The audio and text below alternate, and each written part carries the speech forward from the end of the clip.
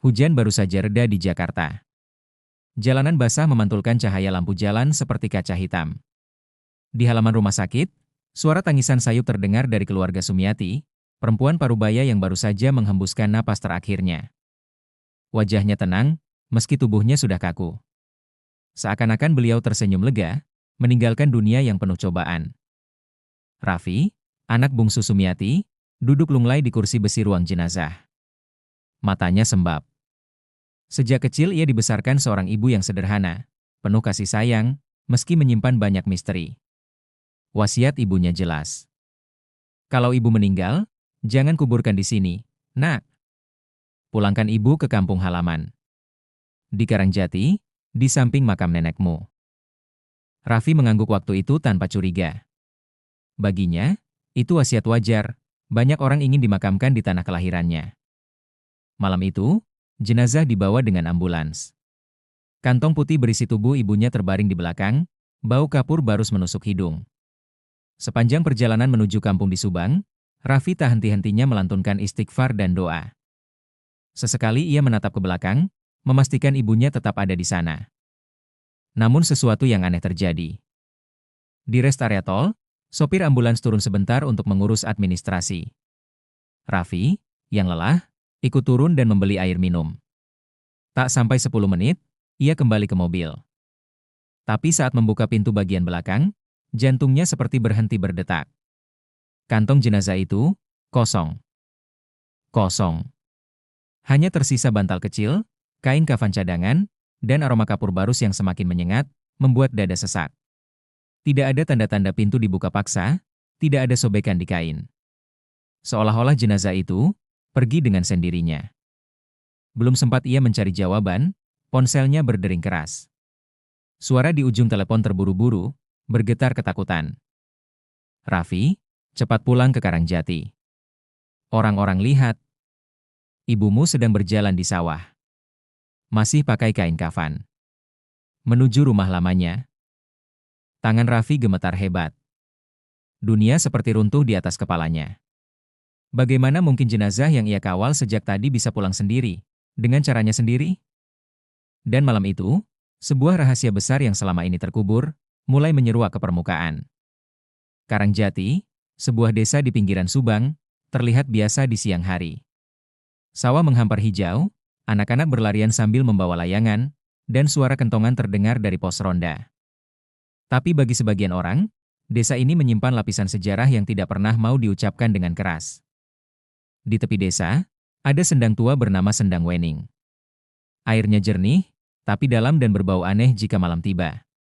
Orang-orang tua percaya, leluhur desa dulu pernah menjalin perjanjian dengan makhluk yang menjaga sendang itu. Konon, dari situlah datang kekayaan mendadak, kesembuhan aneh, atau musibah tanpa sebab. Rumah keluarga Sumiati berdiri tak jauh dari sendang itu. Rumah kayu besar, berdinding papan jati yang mulai rapuh dimakan usia. Jendelanya kusam, sebagian terkunci rapat, seolah menyimpan sesuatu di dalam.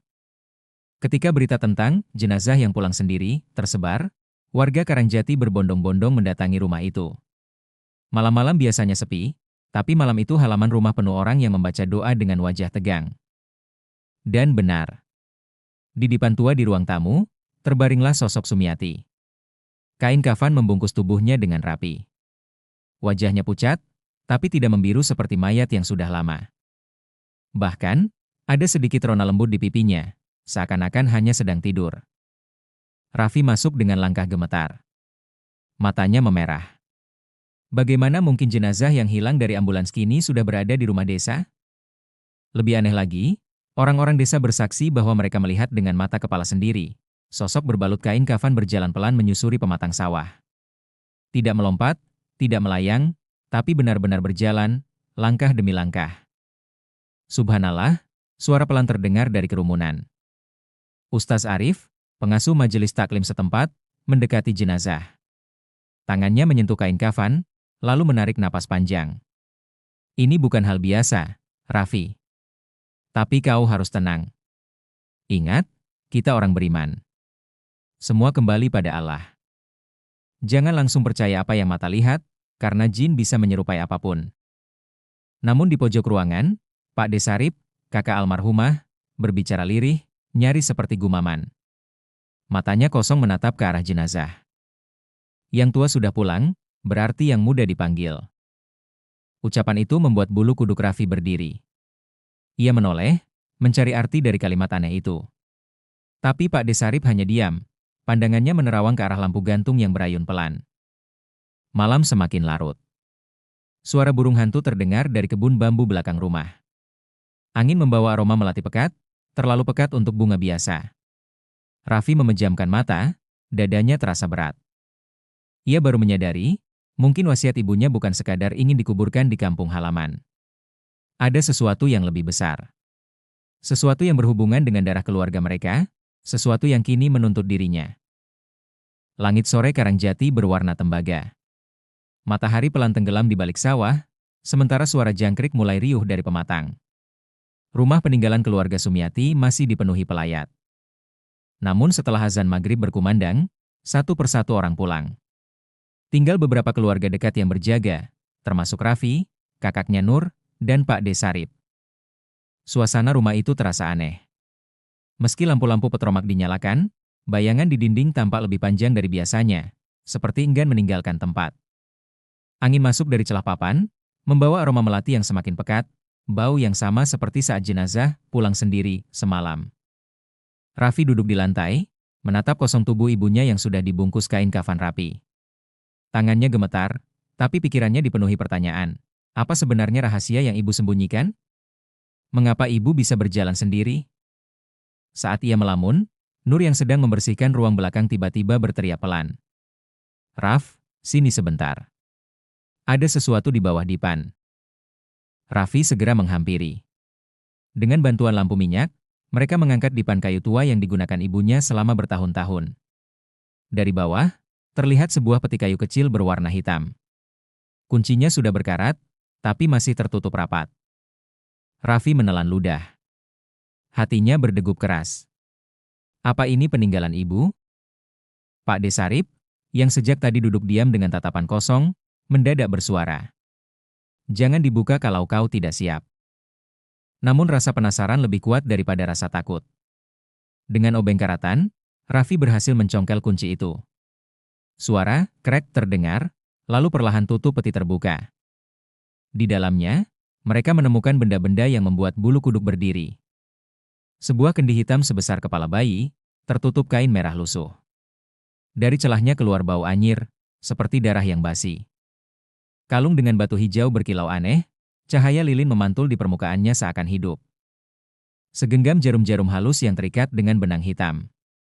Dan gulungan kertas kuno dengan tulisan aksara Jawa kuno, diikat tali merah dengan simpul yang rumit. Raffi membuka gulungan itu dengan tangan gemetar.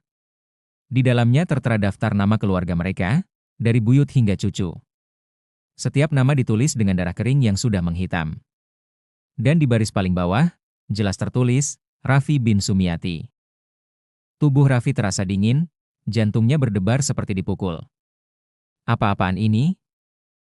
Belum sempat mereka membicarakan lebih jauh, terdengar suara ayam berkokok tidak pada waktunya, padahal masih sore menjelang malam. Lalu angin berhembus lebih kencang, membuat lampu minyak hampir padam. Dari langit-langit, terdengar suara gesekan kain seperti seseorang merayap di atas plafon. Nur menjerit, memeluk anaknya, Nabila, yang tiba-tiba demam tinggi. Keringat dingin bercucuran dari tubuh kecil itu, bibirnya bergetar, matanya setengah tertutup. Lalu, dari mulut Nabila, keluar suara yang bukan miliknya. Suara berat, tua, serak, seperti berasal dari perut bumi. Warisan harus kembali. Darah harus membayar. Yang tua sudah pulang, yang muda kini giliran. Raffi terkejut, wajahnya pucat. Astagfirullah. Ustaz Arif yang dipanggil warga segera datang. Beliau membawa Al-Quran kecil, wajahnya tenang meski suasana mencekam. "Ini bukan suara anakmu, Nur. Ini gangguan jin. Jangan panik. Mari kita berlindung kepada Allah." Ustaz Arif memulai ruqyah syariah. Ayat demi ayat dibacakan dengan lantang. Al-Fatihah, ayat kursi, Al-Ikhlas, Al-Falah, An-Nas. Suaranya menggema memenuhi rumah. Setiap kali ayat dibacakan, kendi hitam di peti kayu bergetar sendiri. Kalung dengan batu hijau berkilau makin terang, seakan menolak bacaan ayat. Nabila menjerit, lalu muntah benda hitam pekat bercampur pasir dan serpihan kecil seperti kaca. Raffi hampir pingsan melihatnya, tapi Ustaz Arif berkata tegas. Kuatkan hatimu, nak. Ini bukan salah anakmu. Ini warisan hitam dari leluhurmu. Sejak zaman buyutmu, Kartawirya, keluargamu punya perjanjian dengan makhluk gaib di sendang itu. Pesugihan, susuk, dan telu ini, semua ada harganya. Dan harganya adalah darah keturunan. Raffi menutup wajahnya dengan kedua tangan. Air matanya jatuh deras. Selama ini ia hanya tahu ibunya sederhana, rajin sholat, rajin mengaji. Ia tidak pernah menyangka ada warisan kelam yang mengintai. Ustaz Arif melanjutkan ruqyah, lalu menatap Raffi dalam-dalam. Kau harus memilih sekarang, Raffi. Apakah kau akan meneruskan warisan ini, atau memutusnya, meski risikonya besar? Ingat, perjanjian dengan jin hanya bisa diputus dengan iman yang kuat. Jika tidak, mereka akan menuntut darahmu. Raffi tersungkur sujud di lantai kayu, menangis tersedu-sedu. Suaranya pecah ketika ia berkata, Hasbunallahu wa ni'mal wakil. Cukuplah Allah sebagai pelindungku. Aku tidak akan meneruskan warisan ini. Aku memilih Allah. Begitu kata itu terucap, lampu minyak bergetar, lalu padam seketika. Rumah menjadi gelap gulita. Dari arah peti kayu, terdengar jeritan panjang, jeritan yang bukan suara manusia.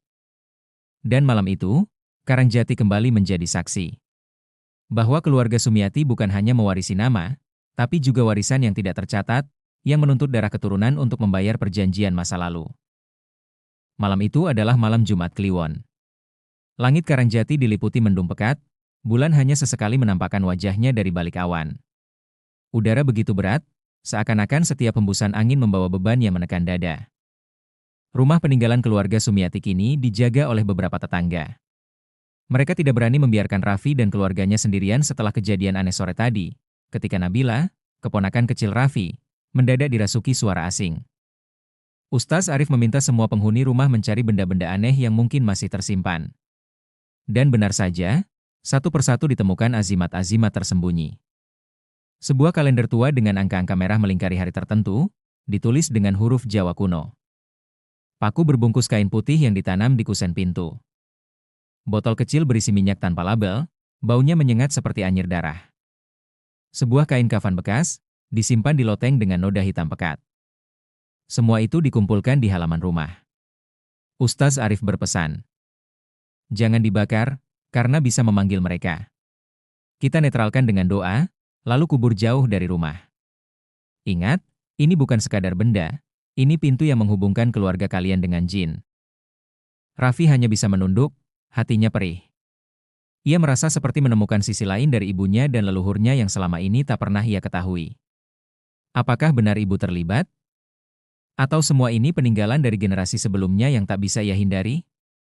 Ketika azan Isya baru saja selesai, suara aneh mulai terdengar dari arah kebun bambu di belakang rumah. Awalnya hanya suara gesekan bambu ditiup angin.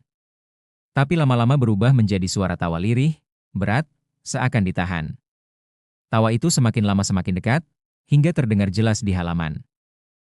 Heye. Beberapa tetangga merinding. Seorang ibu-ibu spontan menutup telinga anaknya. Tiba-tiba seekor kucing hitam besar melompat ke atap rumah. Matanya memancarkan cahaya hijau menyala, tubuhnya menegang, bulunya berdiri. Kucing itu menatap tajam ke arah Raffi, lalu mengeluarkan suara parau seperti manusia batuk. Bismillah, Raffi berbisik lirih, dadanya berdegup kencang. Di dalam rumah, Pak Desarip mendadak mengerang kesakitan. Tubuhnya melengkung seperti orang kram perut. Raffi dan Nur panik. Ketika bajunya dibuka, semua orang terkejut. Ada gulungan benang merah dan rambut yang menempel di kulit perutnya, seperti tertanam di bawah daging. Ya Allah, Nur menjerit. Ini teluh, kata Ustaz Arif dengan wajah serius. Ada orang yang sengaja mengirim santet untuk menjaga perjanjian lama ini. Mereka tak mau ikatan keluarga kalian putus. Pak D. Sarip memegangi perutnya sambil menangis. Aku yang dulu dipaksa ikut dalam perjanjian Kartawirya. Tapi aku tak sanggup, aku kabur. Dan sekarang, mereka menagihnya lagi. Nama Kartawirya kembali muncul. Buyut keluarga mereka. Lelaki yang dulu tiba-tiba kaya raya setelah berdagang dengan makhluk gaib. Raffi semakin pusing. Ia baru menyadari betapa dalam dan gelapnya warisan keluarga yang ia bawa. Ustaz Arif memutuskan malam itu juga untuk mengadakan ruqyah bersama. Rumah dipenuhi dengan suara ayat-ayat Al-Quran. Ayat kursi dibacakan berulang-ulang. Surah Al-Baqarah ayat 15 dan 255257 diperdengarkan dengan keras. Suara zikir, la haula wala quwata illa billah, menggema dari para jamaah yang hadir.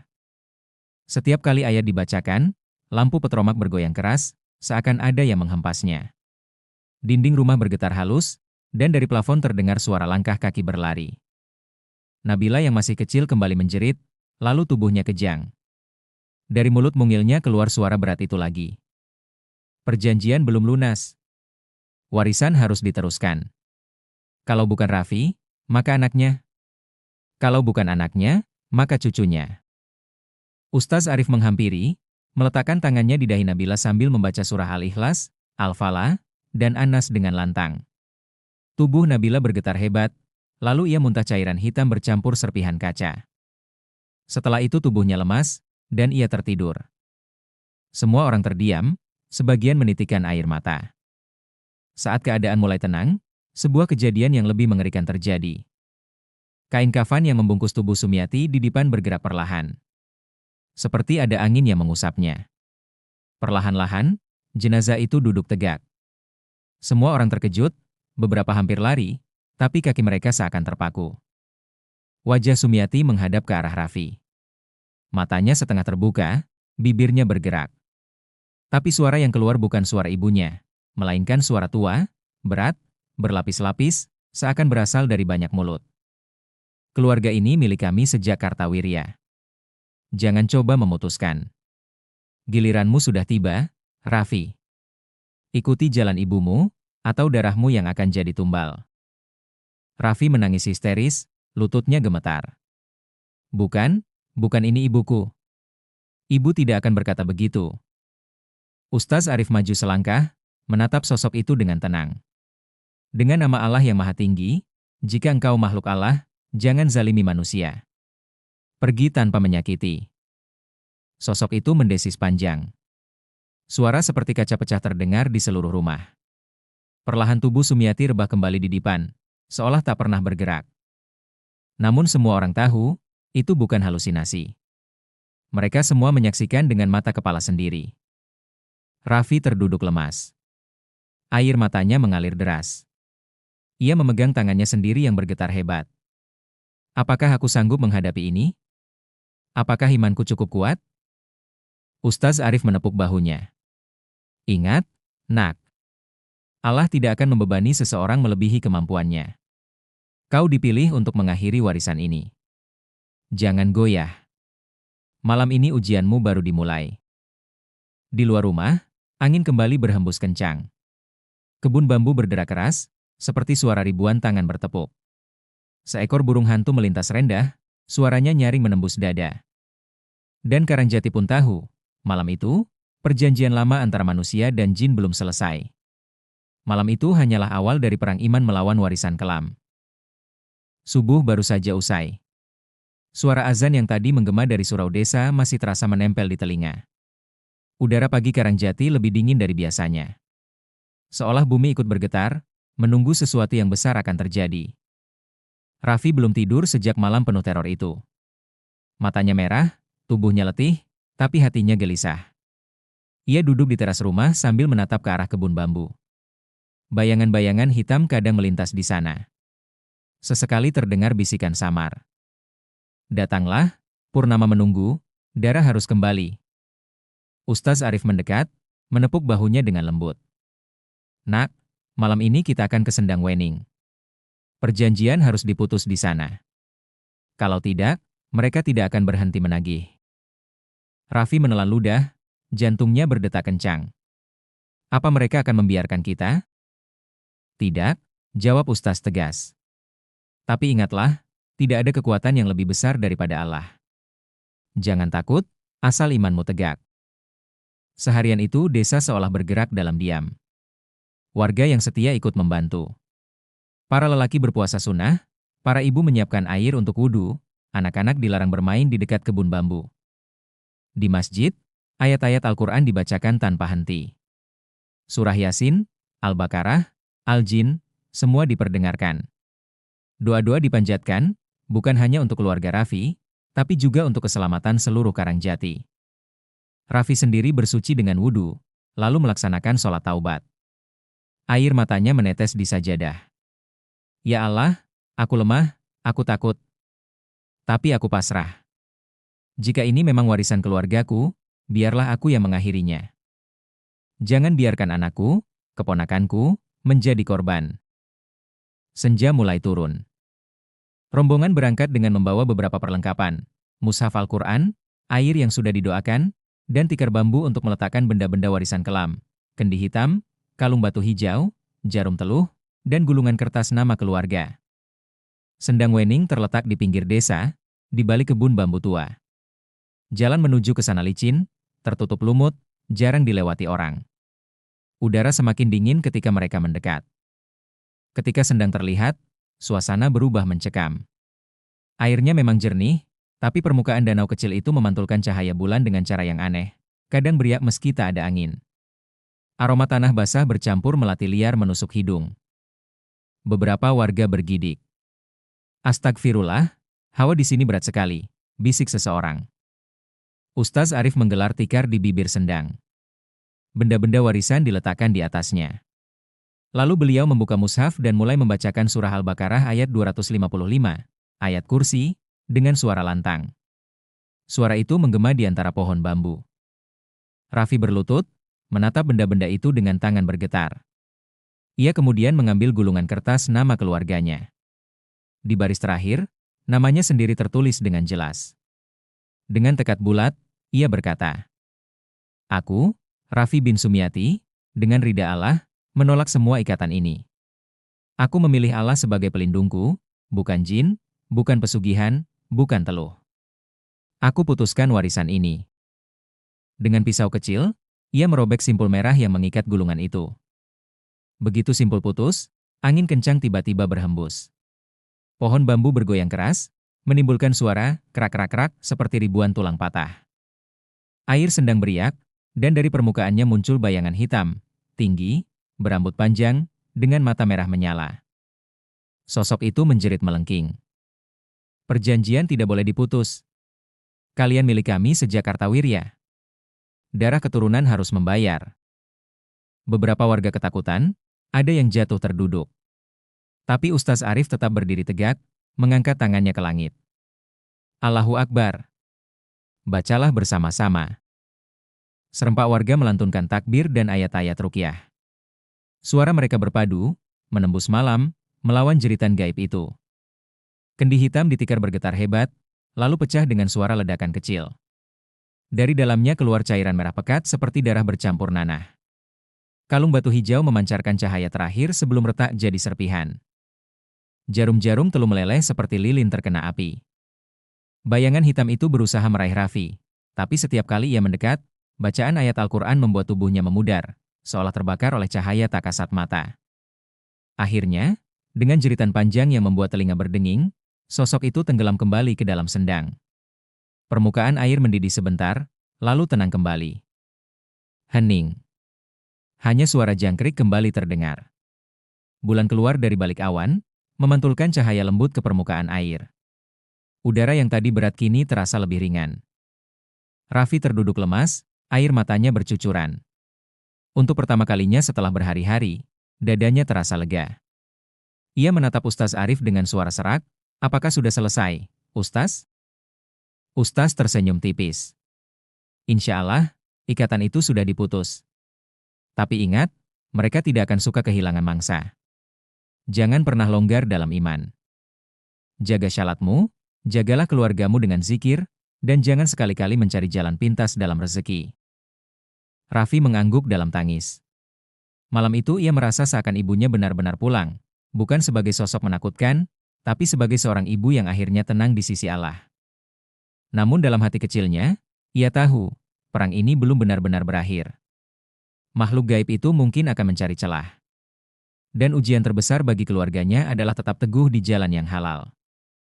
Malam menjelang pemakaman di Karangjati, Raffi dan keluarganya sudah menyiapkan tanah kosong di sisi makam neneknya, sesuai wasiat Sumiati. Udara malam terasa lebih berat dari biasanya. Bau tanah basah bercampur aroma dupa membakar perlahan di halaman rumah. Warga sekitar berkumpul, sebagian membawa lampu minyak, sebagian membawa mushaf Al-Quran. Suasana sunyi, hanya terdengar suara jangkrik dan desir angin yang menembus daun bambu. Raffi duduk di teras rumah, memegang tangan Nabila, keponakannya. Tubuh anak itu masih lemas setelah kerasukan di bab 3, tapi sekarang sudah bisa tersenyum tipis. Belum sempat doa dimulai, sebuah suara berat dan menggema terdengar dari arah kebun bambu. Kau pikir bisa memutuskan warisan kami begitu saja, Raffi? Darahmu masih milik kami. Lampu-lampu bergoyang kencang, beberapa hampir terjatuh. Tanah di sekeliling rumah bergetar halus, seperti ada ribuan kaki yang berjalan di bawah permukaan. Ustaz Arif memegang mushaf dengan erat, wajahnya tenang tapi tegas. Dengan izin Allah, kalian tidak boleh menyakiti manusia. Pergilah, jangan ganggu mereka lagi. Tiba-tiba, dari arah pohon bambu, bayangan hitam muncul. Wujudnya tinggi, rambut panjang, mata merah menyala. Di tangan kanannya, seakan memegang pedang energi gelap yang berkedip-kedip. Sosok itu melayang, bukan berjalan, melintas di atas tanah dan berusaha menembus barisan manusia. Raffi menunduk, menempelkan dahi ke tanah, membaca ayat-ayat ruqyah dan zikir yang diajarkan Ustaz. Setiap bacaan membuat bayangan itu terguncang, mengerang, dan terhuyung mundur. Begitu jenazah Sumiati dibawa ke makam, warga berkumpul mengelilingi liang. Ustaz Arif memimpin doa panjang, melantunkan Surah Al-Fatihah, Yasin, Al-Baqarah ayat 255, Al-Ikhlas, Al-Falah, dan An-Nas. Zikir, La ilaha illallah, Muhammadur Rasulullah, diulang beramai-ramai. Air yang sudah didoakan ditaburkan di sekeliling makam dan tanah tempat warisan disimpan. Saat jenazah dimasukkan ke liang, terdengar desisan terakhir dari bayangan gaib. Suara itu panjang, menyayat telinga, tapi perlahan menghilang seiring dengan bacaan ayat Al-Quran. Raffi berdiri, menatap liang kubur sambil menangis. Ya Allah, aku serahkan semuanya kepada MU. Jangan biarkan warisan kelam ini membahayakan keluargaku lagi.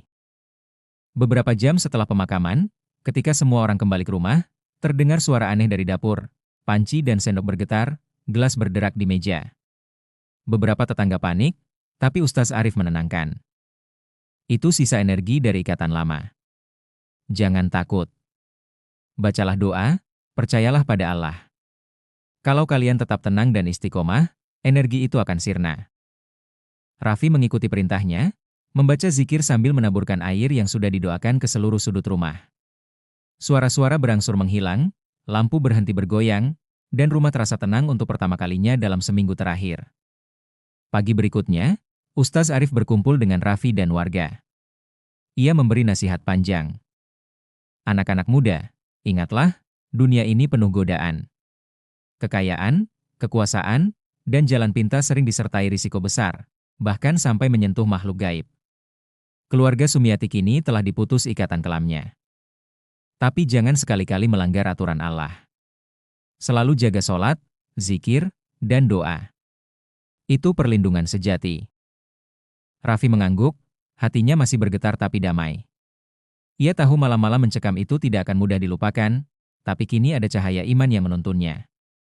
Makam Sumiati akhirnya ditutup rapat. Angin sepoi membawa aroma melati alami. Burung-burung mulai berkicau, dan sinar matahari pagi menembus dedaunan bambu. Karangjati terlihat damai kembali, meski rahasia leluhur tetap tersimpan. Raffi menatap tanah makam, menunduk, lalu berbisik. Ibu, terima kasih. Aku akan menjaga keluarga ini, dan aku pilih jalan Allah. Dan malam itu, untuk pertama kalinya sejak kejadian jenazah berjalan sendiri, seluruh keluarga merasakan ketenangan yang hakiki, seolah Allah sendiri menenangkan mereka setelah ujian iman yang luar biasa. Beberapa minggu setelah malam penuh teror itu, Karangjati kembali pada rutinitasnya. Sawah menghijau, anak-anak berlarian, dan suara adzan kembali menenangkan desa. Tapi di hati Raffi, pengalaman yang baru dialami tetap membekas, seperti luka yang disembuhkan perlahan oleh doa dan iman. Raffi duduk di depan rumah peninggalan ibunya, menatap makam Sumiati. Ia masih bisa merasakan getaran malam-malam kelam itu, namun kini berbeda, ada ketenangan yang menyelimuti. Ustaz Arif datang, tersenyum lembut. "Nak, kau telah melewati ujian yang berat. Kau menyelamatkan dirimu, keluargamu, dan bahkan desa ini dari warisan kelam yang telah mengintai sejak Kartawirya. Ingat, ketenangan ini bukan datang dari manusia, tapi dari Allah." Raffi menunduk, air matanya jatuh. "Astagfirullah, aku takut, Ustaz. Tapi aku belajar bahwa kekuatan sejati bukan dari ilmu hitam, pesugihan, atau warisan gaib. Kekuatan sejati hanya dari Allah." Ustaz mengangguk. "Benar, Nak. Dan sekarang kau harus menjaga anakmu, keluargamu, dan orang-orang di sekitarmu. Jangan sekali-kali tergoda jalan pintas. Syalatmu, zikirmu, dan doa-doamu adalah pelindungmu."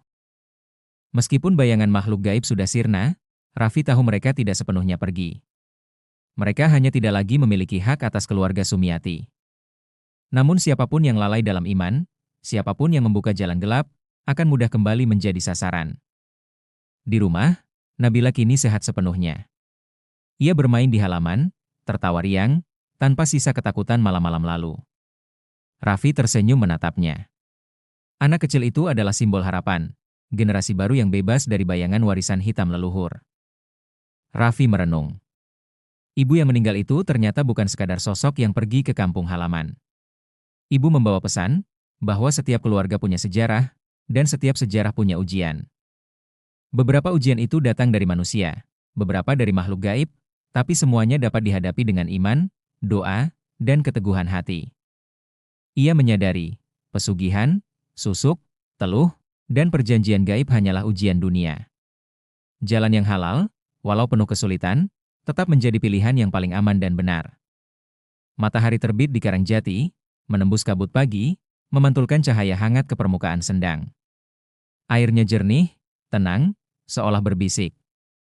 Yang bersih akan selalu bersinar, yang jahat akan terhapus oleh cahaya iman. Raffi berdiri di tepi Sendang, menaburkan bunga melati sebagai simbol pembersihan terakhir.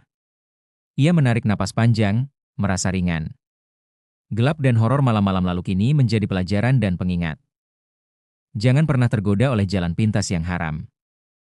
Jangan pernah meremehkan doa, zikir, dan sholat. Jangan takut menghadapi ujian, karena Allah selalu memberikan jalan bagi yang berserah diri. Dan untuk pertama kalinya sejak malam jenazah berjalan sendiri, Raffi merasa tenang sepenuhnya. Ia tahu, meski dunia tetap penuh misteri, kekuatan iman adalah perisai yang tidak bisa dihancurkan oleh makhluk manapun. Karangjati kembali damai. Alam, manusia, dan makhluk gaib seakan saling mengakui batasnya. Dan Raffi, ia kini menjadi penjaga warisan yang benar-benar suci, warisan iman, doa, dan keteguhan hati.